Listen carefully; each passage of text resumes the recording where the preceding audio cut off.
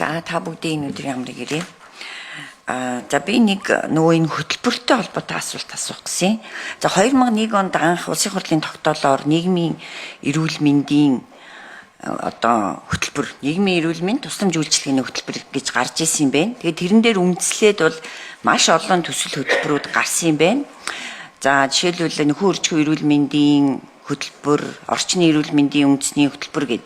За ингэж явж байгаад тэгээ энэ дэд олон хөтөлбөрүүд нь ерөөсөө нэгдсэн бодлого уялдааг хангаж чадхаа болсон гэж үзээд дахиад эргээд 2010 онд эрүүл мэнд үндэсний хөтөлбөр гэж гарсан юм байна.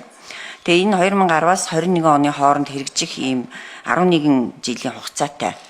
Тэгэхээр энэ бол үндсэндээ энэ эрүүл мэнд хөтөлбөр нь үндэсний хөтөлбөр нь одоо энэ бүх жижиг дэд хөтөлбөрүүдийн уялдааг хангахууц ийм том малгай хөтөлбөр болж хэрэгжиж яваад 21 онд дууссан юм байна. Тэгэхээр одоо энэ эрүүл мэнд хөтөлбөрийн хэрэгжилт ер нь яаж дүгнэгдсэн бэ? Хэдэн хувьтай гэж дүгнэгдсэн бэ?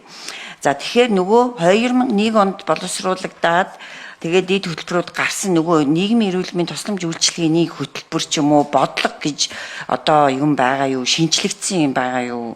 Эсвэл тэр 2001 оны тэр одоо хөтөлбөр дээрээ суурлаад энэ манай нийгмийн эрүүл мэнд үйлчилгээний энэ одоо бодлого нь яваад ийн гэсэн үг үү?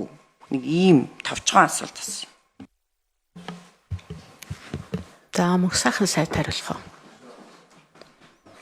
За альма дарга хариулах уу? Уян цэцэг дарга. За 3 номер.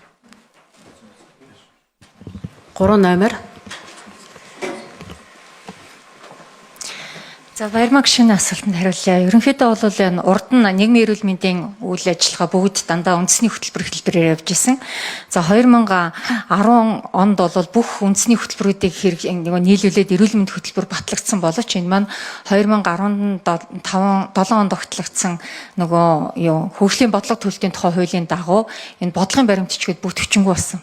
Тийм учраас одоо бол үндэсний хөтөлбөрүүдийг маш цөөн хэлбэрээр цогцоорох хэмжээ хэлбэрээр дээрээс нь Алсын хараа 2050-ийн хүрээнд л хэрэгжиж явж байгаа.